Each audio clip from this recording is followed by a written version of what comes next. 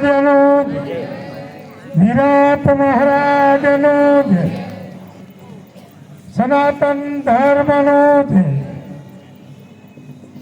ખરેખર જેને સદગુરુ મળ્યા એમની આગળ કયા શબ્દથી વાત કરી તેવો કોઈ શબ્દ રહેતો નથી.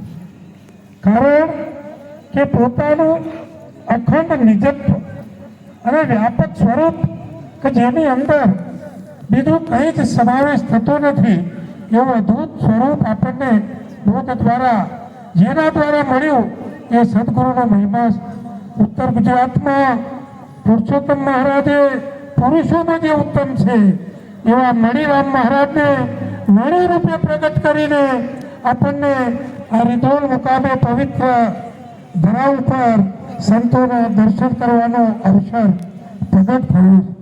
આવા વારંવાર એ સંતોની સુંદર સુગંધના ભાગરૂપે આ સત્સંગો યોજાતા હોય.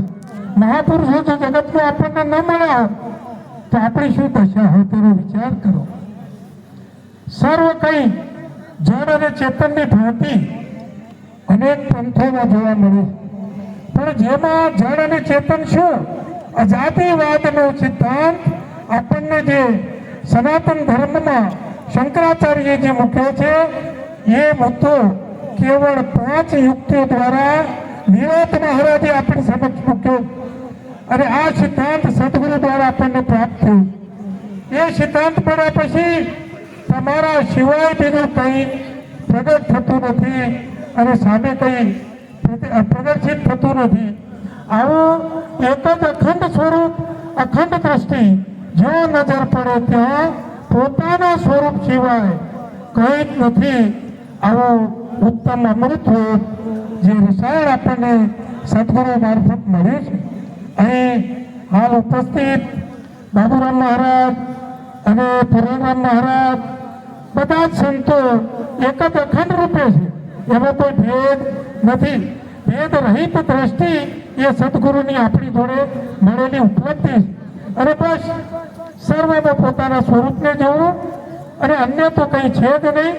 ઉપાધિ જેવી કોઈ વાત નથી, કાઢવા મૂકવાની પણ વાત નથી.